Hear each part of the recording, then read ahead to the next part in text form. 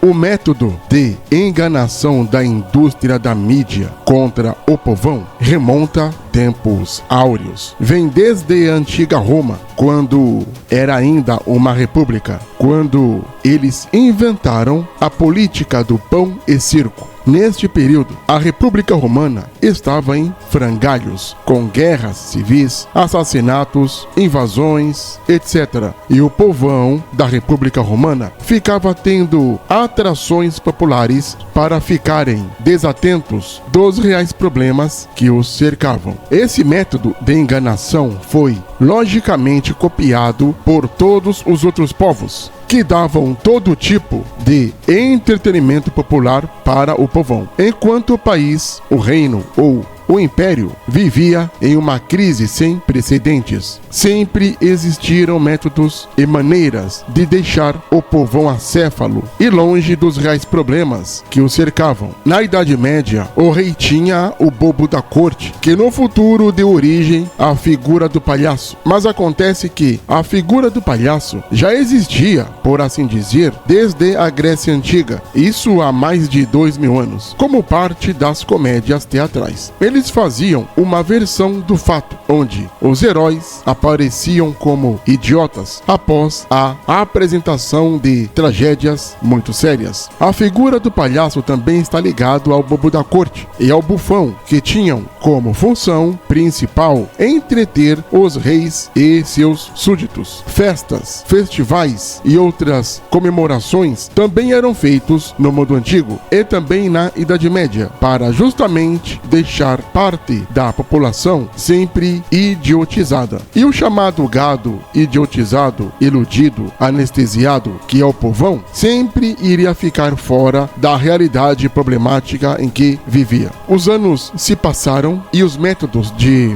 deixar o gado imbecilizado ia somente melhorando. Isso até chegar ao conhecido jornal e mídia impressa, porque com o tempo veio a imprensa, o chamado jornal impresso, como conhecemos atualmente. Esta metodologia nasceu na China. Eles já conheciam o método de impressão tipo móvel, e a arte tipográfica é uma das grandes contribuições chinesas para a indústria e para a história do mundo. O artesão chinês chamado Bisheng é reconhecido como o inventor da primeira tecnologia de tipo móvel do mundo. O sistema de Sheng usava porcelana chinesa e foi desenvolvido por volta do ano de 1041 d.C. durante a dinastia Song. Na China antiga, antes de Bisheng, era usada uma técnica chamada impressão em bloco, com imagens e textos em blocos de madeira, posteriormente mergulhados em tinta, num sistema que lembra a xilogravura. O grande avanço de Bisheng foi o método de tipos móveis, onde cada caractere era esculpido em pequenos blocos individuais. Esses blocos podiam ser organizados e rearranjados em uma prancha de impressão, permitindo a composição flexível de textos e a produção de cópias em abundância. Mas os tipos móveis chineses eram feitos de madeira, embora fossem bastante eficientes. Na Europa medieval, lembrando que a Idade Média aconteceu somente na Europa, o alemão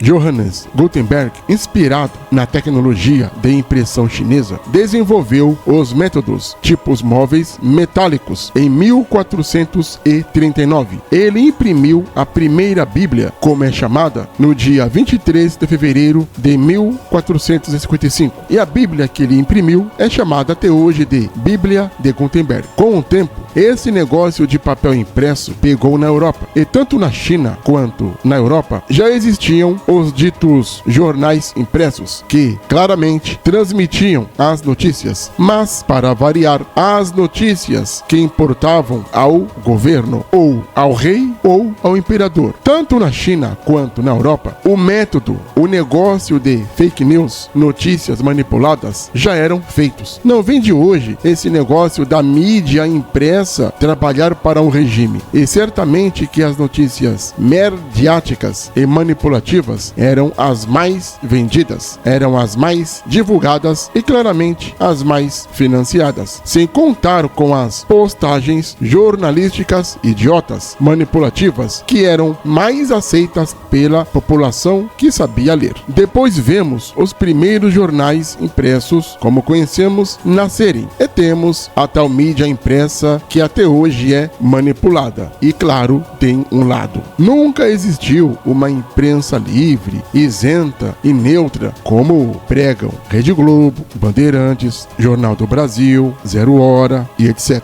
Não existe imprensa livre. Toda a imprensa tem um lado, e geralmente é sempre o lado que deixa o povo prejudicado. Estes sistemas de enganocracias funcionavam? Com certeza. Nenhum destes métodos de imbeciologia grupal falhou. Nunca falha, pois o gado do mundo antigo é estulto, estúpido e bronco. E o gado do mundo moderno do século XXI também é estulto, estúpido e bronco. O sistema de enganocracia nunca falha. Nunca falhou e nunca falhará. O tempo passa, os séculos avançam e o homem continua enganando o povão. Um grande fenômeno que as pessoas não entendiam começou a ser entendido e controlado pelos cientistas. Este fenômeno é a eletricidade. E a partir daqui, vamos ver o método de enganação sendo usado pela eletricidade, que agora o homem não tem mais medo deste fenômeno da natureza. Ele agora o controla. E temos, portanto, a partir daí, o telégrafo. E foi justamente isso que aconteceu. O método de enganação sempre existiu. O povo sempre tinha que ficar iludido, anestesiado. Como a eletricidade começou a ser controlada, alguém pensou, mas e se alguém melhorasse o sistema de mídia para enganar as pessoas? E se o sistema da enganatrix melhorasse para atingir mais números de idiotas por metro quadrado? Muita gente pensou nisso e foram, com o tempo, melhorando as formas de enganação social da população. E com o tempo tivemos a dominação e o conhecimento profundo do fenômeno elétrico. E a partir de então, os métodos de comunicação de massa começaram a serem feitos pelos meios elétricos. E o primeiro método de comunicação de massa da forma elétrica foi o telégrafo. O telégrafo, primeiramente, era semafórico. Depois veio o sistema telegráfico, como conhecemos. O telégrafo semafórico, que antecedeu o elétrico, foi inventado por Claude Sharp em 1792, na França. A ideia era simples. Postes com painéis colocados no alto de torres, dispostas a vários quilômetros entre si, retransmitiam sinais dados pelas posições de painéis colocados nas pontas dos postes. Depois, com a tecnologia, veio, claro, a melhoria. E temos o telégrafo como conhecemos, que é o código Morse. O código Morse foi criado por Samuel Morse. Alguns dizem que o código Morse foi criado em 1830, outros dizem que foi criado em 1837. Independentemente disto, esse aparelho utilizava a corrente elétrica para enviar códigos que eram interpretados pelo agente de telegrafia. As mensagens eram enviadas em um código que também foi inventado por Samuel Morse e recebeu o nome de código Morse. A primeira linha comercial de telegrafia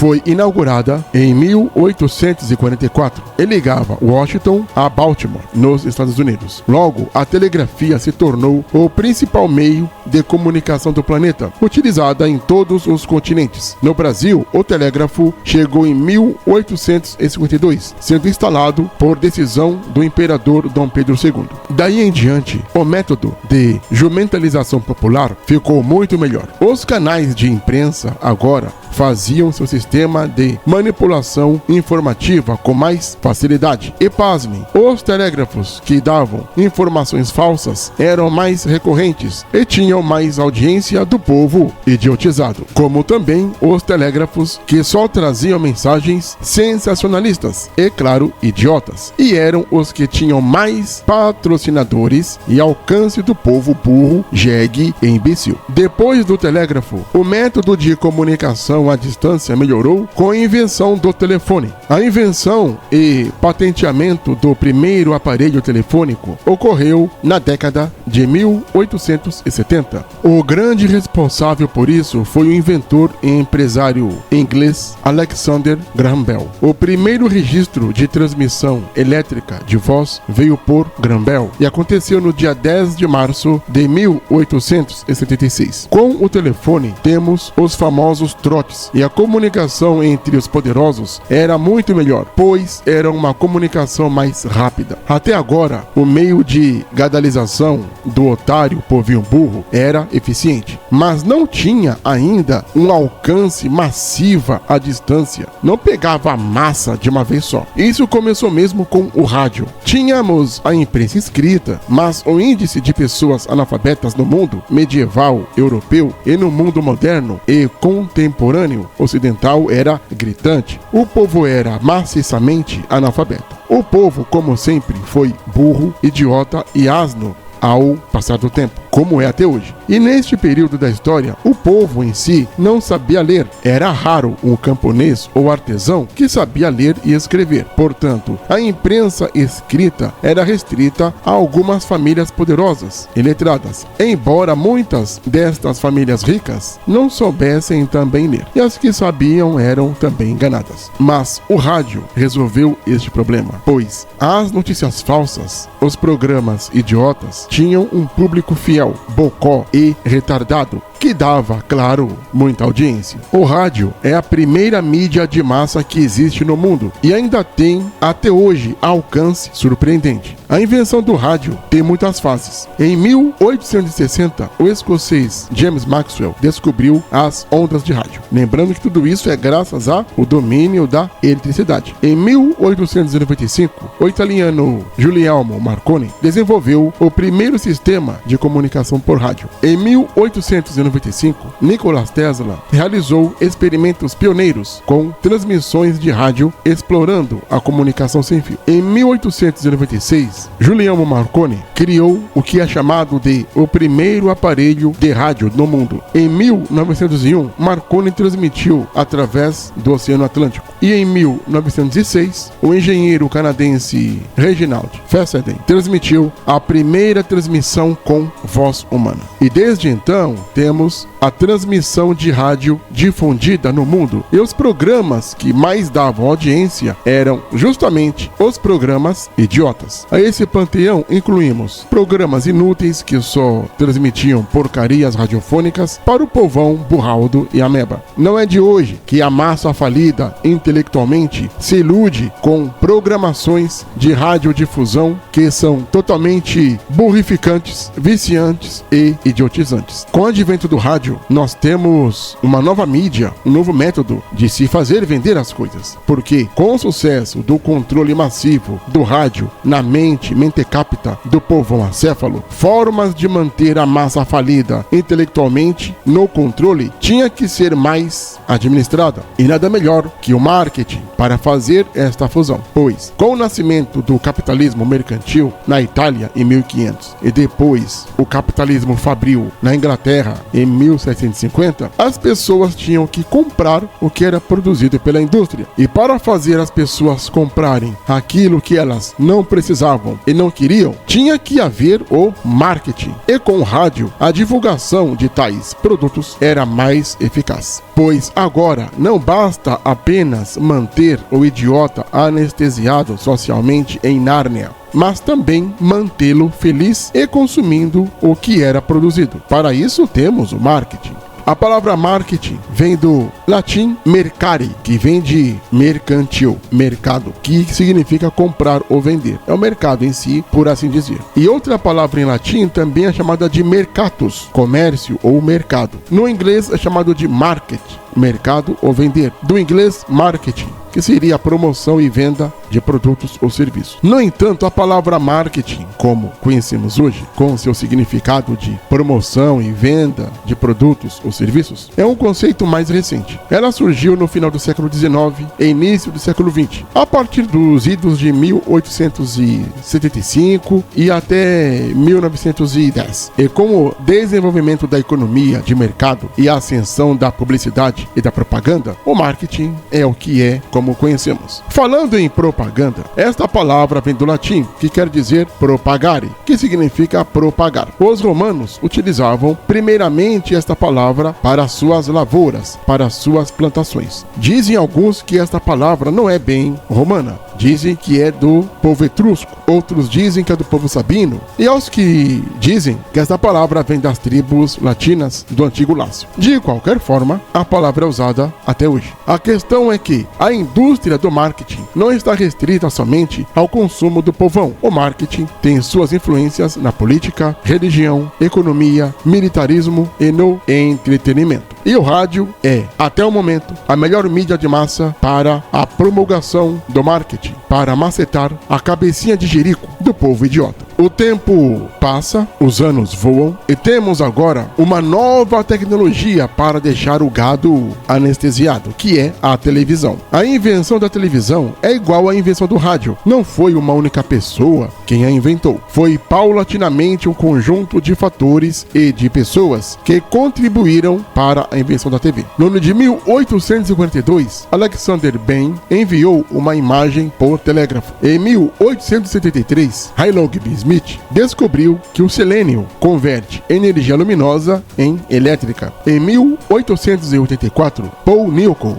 criou um disco com orifícios em espiral que dividia uma imagem em elementos para transmissão. No mesmo ano de 1884, tubos de raios catódicos foram aperfeiçoados para transmitir imagens à distância. Em 1924, John Bard construiu o primeiro sistema de televisão viável. Em 1926, John Bard demonstrou o primeiro sistema semimecânico de televisor analógico. No ano seguinte, em 1927, Philo Farnsworth criou a forma de televisão que conhecemos hoje. Em 1936, a BBC transmitiu a cerimônia de coroação do rei George VI. E em 1939, os Estados Unidos transmitiram o discurso do presidente Roosevelt. Nem é preciso falar que a televisão é a maior mídia de massa do planeta. Será superada pela internet, mas ainda, nos dias atuais, a televisão é, por enquanto, a maior mídia de massa do planeta. E superou de longe o rádio, de uma forma que nem tem comparação. Como o rádio, a televisão tem informação,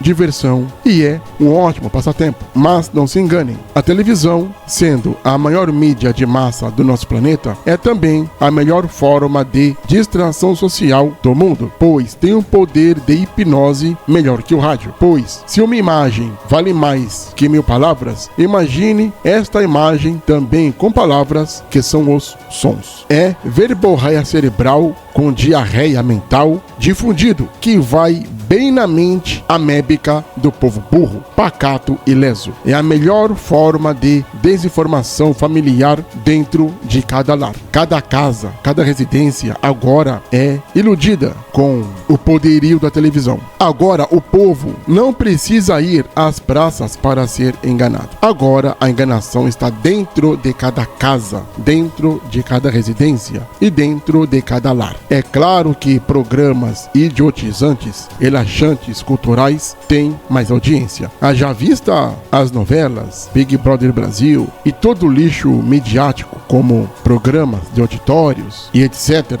que inundam com lixo cultural e diarreia cerebral a mente idiotizada do povo. E por último, mas não menos importante, temos a internet. O nascimento da internet no mundo é um processo que envolveu várias etapas e tecnologias ao longo de várias décadas. Em 1969, a Agência de Projetos e de Pesquisas Avançadas, que é a ARPA do Departamento de Defesa dos Estados Unidos, cria a ARPANET, que é a primeira rede de computadores que se tornaria a base do que hoje é a internet. No mesmo ano, em 1969, a primeira mensagem é enviada pela ARPANET, de um computador para a Universidade da Califórnia, em Los Angeles, que é a UCLA, para um computador da Universidade de Stanford. Em 1971, a ARPANET é expandida para incluir mais universidades e instituições de pesquisa. Em 1973, é criado o primeiro protocolo de comunicação da internet, que é chamado de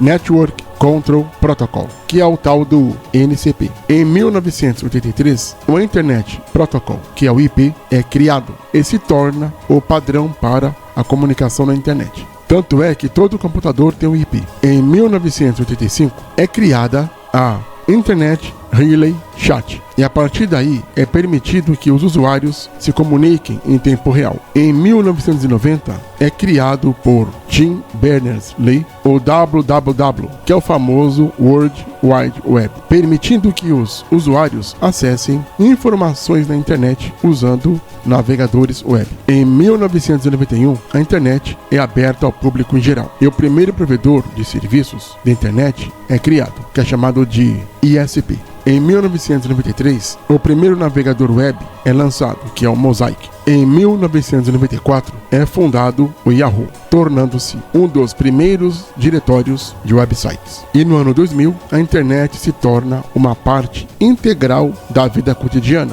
com a maioria das pessoas tendo acesso à internet em casa ou no trabalho. Não podemos esquecer os smartphones. Em 1994, a IBM Simon é criado, que é o primeiro smartphone criado até então. Em 1999, é criada a BlackBerry. Em 2007, é criado o primeiro iPhone. Em 2008, o Google lança o Android, um sistema operacional para smartphones. E em 2010, os smartphones começam a se tornar mais populares do que os telefones celulares tradicionais. Tanto a internet quanto os smartphones são mídias digitais melhores que a TV e que até os computadores, pois o método de idiotização mediática agora está à palma da mão. Eu sei que eu deveria dizer informação mediática, mas sabemos que as pessoas não gostam de informação, não gostam de instrução e etc. Elas gostam mesmo é de lixo informativo, desinformação high-tech, burrificação on the merda e não on demand.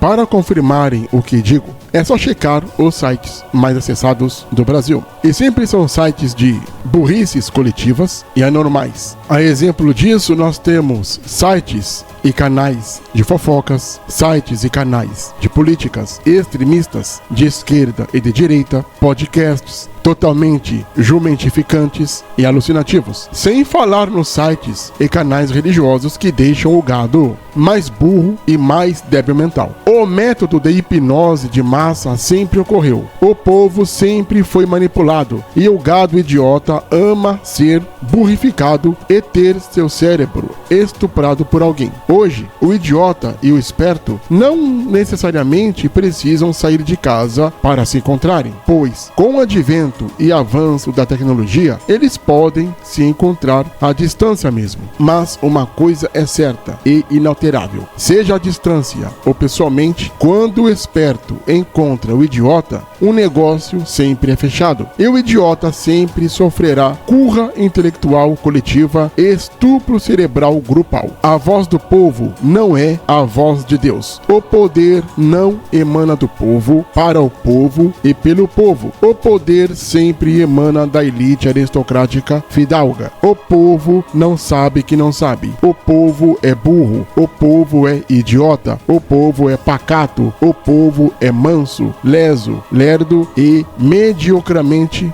retardado.